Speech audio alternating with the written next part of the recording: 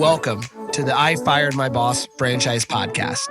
My name's Dan Claps, founder and CEO of Franchise Playbook, a franchisor platform where we create, own, and operate dynamic franchise brands in the mobile services space. And my life's goal is to help people just like you fire their boss and become a business owner.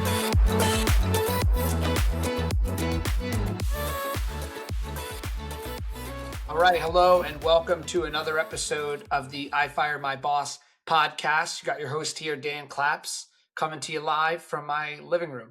I've also got a special guest, my OG, very early into the Voda system franchise owner, Oliver George. How you doing, man? Good to see you. You too. It's exciting to do this. I've been trying to have more of our franchise owners on the podcast. I love it because it's a chance to connect anyway, and then we put it out there. So I guess, Oliver, I'd love to start with kind of your journey, like what got you into looking at businesses and then ultimately getting into cleaning and restoration.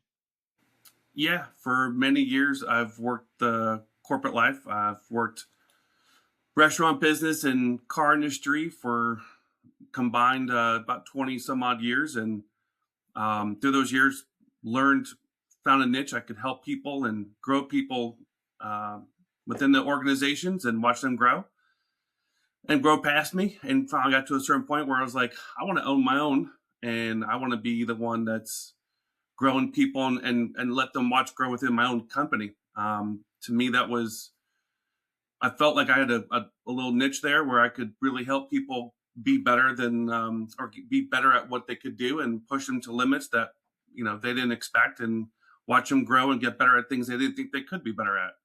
That to me was huge. Yeah. It's interesting. It's like cleaning and restoration is the kind of, I don't want to say the widget, but it's the vehicle that you get to do that, where you get to help push people, make them better. You're really in the business of building people more than just the cleaning restoration. 100%. To me, my whole premise on the company was it's my employees. They are the catalyst for what's going to make this successful.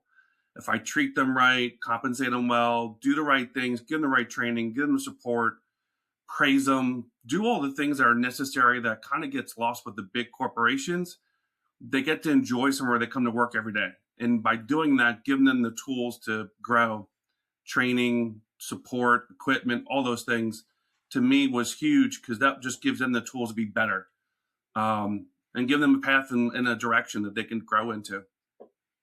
100%. So were you looking at many different franchises when you were looking at businesses, or what were they kind of across the board? What were you looking at?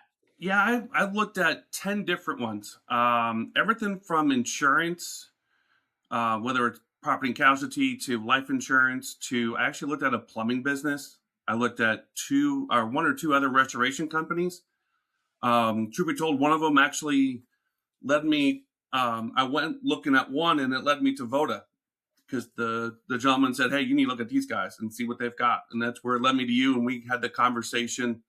The quick response was key, and then just the vision, the outline of the core values and things that what's driving Voda, what drove me to exactly be a partner in and being a part of this journey. Gotcha. So 10 different industries, kind of zeroed in, started looking at restoration, looking at a different brand, found us. What was kind of the thing that stood out to you at that time? Because obviously when you were looking at us, we had maybe 6 franchise owners. I forget, you were the top 10.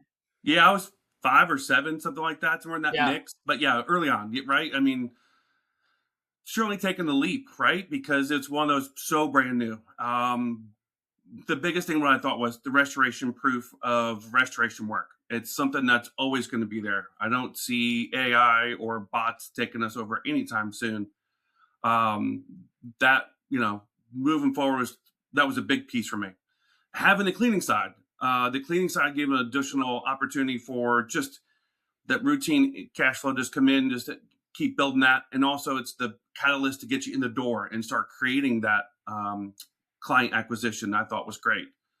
To me, those pillars, and then the vision of what Voda had as far as a company, Absolutely was what was lining up with what I wanted, and just felt like it felt right. Because as many times as I talked to other franchises, company heads within those, Voda was on it. They knew what they're doing. They knew what they wanted to do. You all had your things in place, even for being so new early on, compared to other companies that were certainly been in the market way longer. I just didn't get the good vibes, didn't have the right systems and the right setup, missing calls, like you name it, like all the things we deal with as in the home service industry, just what we talk about, doing the right things, calling people, sending the on the way, sending all the little things that matter. That's what mattered to me. That's just what brought me in. Hmm. Yeah, no, I appreciate that. And for me, like, it's interesting when I first started designing playbook, and kind of the org structure. I really wanted to build a business that was, you know, operating like a bigger company from day one. And I'm seeing it now. I don't think we've even scratched the surface, but I see now, looking back, having Zach and Steve and Christian and obviously Dragon, and building out a team early, paying dividends now later. A lot of people say, "Oh, I love the Voda culture." Well, culture's not pizza parties and even always great compensation. What really creates culture is people building something bigger than themselves. And I think there's this special thing about our entire team. Knock on wood, we've had very little attrition, right? Especially amongst the leadership team, zero attrition. And, you know, that's what's creating that culture. I always like to think about like Walmart, like, when Sam Walton was the CEO of Walmart and was still alive, he had guys and gals with him since like 30, 40 years, 50 years in the business. And I think that's the ultimate testament to a company's culture, is if people join and stay for not 2 years, not 5 years, but 20 years. Right. And so I'm excited about that. I see that with our franchise base. Like, there's a lot of camaraderie amongst everyone. 100%. I mean, just my three first hires are still with me, and there's a lot to be said for that. And just one, the belief and the trust that they have in me, and the vision I have, being a part of the creation of our company, and growing as fast as we are, and expanding. Yeah, that was huge, and they've certainly been the pillars to why we've been our success, because they're out there every day doing it. And that's been, I certainly appreciate that piece. I couldn't do this without them, for sure. Yeah. Yeah, it's all about the people. So I guess that leads me to my question. Like, when someone's looking at using your services, maybe they're a property manager or a plumber that's referring work, what would you say is the thing that really stands out, how you're winning their business compared to other, restoration and cleaning companies in your market? Yeah. For us, it's being able to be responsive as quickly as possible, being able to be within an hour from when they have emergency response, having the line of communication, understanding, and transparency along the process, knowing and listening, asking the right questions of what their needs are, asking what's going to make it better for them, what is it that they currently don't have, and what we could do better. Um, that's been the driving factor for why I think a lot of people have made the move with us and brought us on to their vendor list and partnerships. So Hmm. make it simple. Yeah. It's like, there's no special way to extract water, and there's no like magic way to clean carpets. It's really what you're saying. It's just like that relationship and that trustworthiness as the owner and as your team, versus another company that maybe doesn't show up on time, isn't as reliable. 100%. Say that when you say you're going to be there, be there. And then if, when you're going to communicate, when you say you're going to communicate, follow up, do the right things, keep people in the loop. And, one of the biggest things I always preach is always utilize every form of communication: text, email, phone, every time. Because at the end of the day, if one doesn't work, the other one's gonna, and at least, you know, emails at least gonna leave an impression behind. Same with the voicemail if you don't reach them, but constantly making sure we're on top of it, because that's going to separate us from everybody else. That customer service level that you expect. Yeah. Yeah, that makes sense. How about with your team? Like, what do you think you're doing to, you have 100% retention from your first three people that you're hired. What's causing that? Um, constant, we try to make sure we're constantly meeting at least multiple times a week, having a team meeting, routinely updating, having the open communication. What's our goals? Being open about what we're doing, what we're trying to achieve. What did we do great last month? What are we improving on this month? What can we do better at moving forward to give our customer experience that much better? Today we had a team meeting, and it's empowering them to make decisions when they're there in the forefront of the job. If you see like a duct isn't quite right and we just need some tack nails to put on there, go ahead and do it. Like, take care of the customer, take the next level, make sure it's what we need to do. Don't have to call and ask, like, just make it happen. Put the customer, hey, listen, by the way, I had noticed this, we took care of this for you. Want to make sure you knew. You got any questions, any concerns, let us know. But go above and beyond, because at the end of the day, given that level of customer service, it just speaks for itself. Yeah, that makes sense. What do you say is the biggest challenge in the business the first couple of years? Like what was probably harder than maybe you thought it would be? Um, Couple things. Well, one, I knew there was, in my market, I know it's very competitive, and you have to find a way to stand out, especially coming into where you're a brand new brand and no one knows you. It's sad to say, I mean, not sad to say, but realistically, my ego was like, I got this, not a problem. Because I was in car sales for 14 years. Thought I could sell anybody. Not so much I'm trying to sell anybody, but trying to get a door and have a conversation. To me, it was stepping back and going, all right, got to focus in on doing the right things, being in the right spaces. I was too far out and not enough in inner circle, more directed. To me, I've been more focused, help drive the team in getting in the right places I need to be with them, talking to the right people, following up in the right avenues, going after the right clientele that would get us the right work. That to me was probably the biggest challenge. Is sometimes just thought really huge and got to reel myself in and remember this is slow and steady. Try not to go too fast at it. That was probably the biggest thing.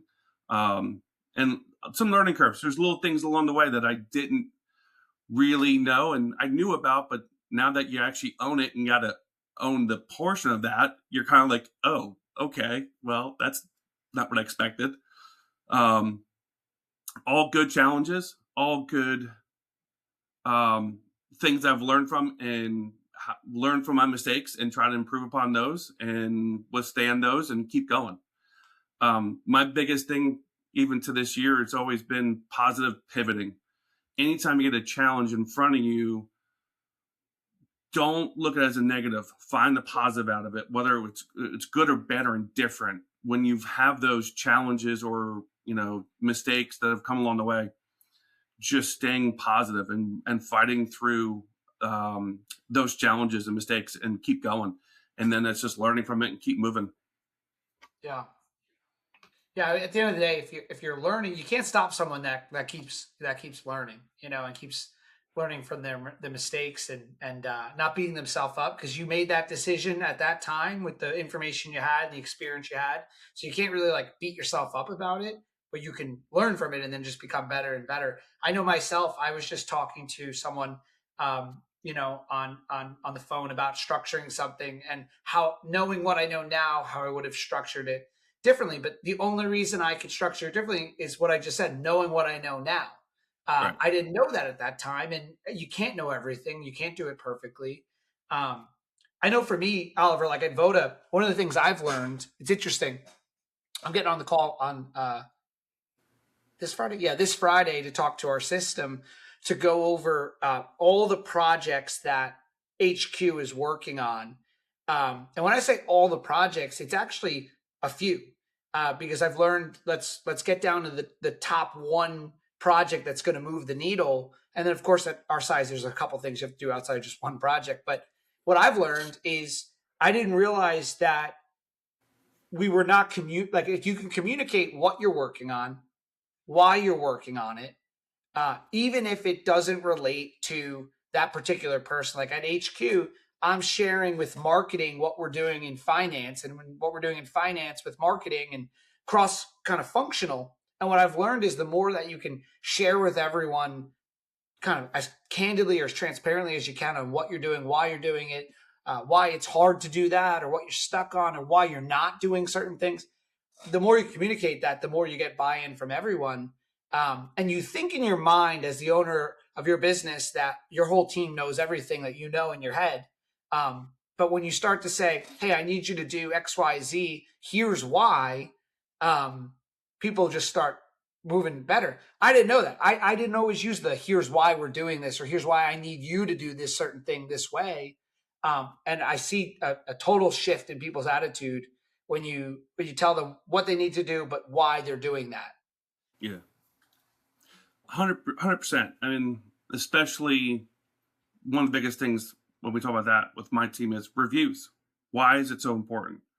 Why is it so important? When we pull up to a person's house, we try to log into the Gmail account, take photos with our brand logo behind it, helping the little things that kind of just go behind it that help increase our our traction within Google and our, rankings and so on and so forth. Just helps us, the little tick marks that maybe someone else is not doing that we could do that constantly just help us grow. 100% agree. Like those, as minute as that might seem, they're buying into it and making sure that they can get into these things and do it. Because when we have the conversations, hey, sorry, I missed the photo today. I'll get one tomorrow. Not a problem. We understand. We get busy, we get sidetracked, but it's on the top of the mind because we gave a reason why it helps us to get that, increase that organic foot traffic so we can get more people coming to us. So what would you say in 2026 is your goal of like, what do you want to do better in the business? What do you think you guys maybe, where's the biggest area to improve? We can, that's a good question. I got my goals right in front of me, actually. My biggest one is to get better in the commercial space. On my list, I've got 15 new accounts. Obviously, number one is revenue. Our number one is the $1 million mark for revenue this year. But the 15 commercial accounts is huge. Focus in on getting into those spaces, creating those relationships, and because we've been doing really well on the residential side, but want to increase the commercial side. Makes sense. It's because you can't do everything at once. You got to fix one thing at a time. You got to get the Yep. team in line, get the marketing under control, get the revenues up. Um, what I notice about you, and that I'm really, proud of you about, is that you've been able to build the business, overcome obstacles. I'm all about this podcast being, real, right? You had some times where, you had to get out of a tough time. And the reality is, I always tell people like franchising takes out the guesswork. It doesn't take out the work, and like at the end of the day with your business, you're going to overcome those tough times, the good times. And no one else can do that but you, right? And you've done a great job at that. And now I feel like you're just, where you're heading is just all up into the, what is it? Up into the right, hopefully. And maybe it'll be up Yes. and to the right and then a little plateau. I saw this thing the other day and it really, a couple weeks ago, and I really liked it. Because we all want to go faster. We all want to hit our goals. And it was like, this is what people think success looks like, which is like this. Yeah. And it was more like this for like way longer than you thought, but then like this.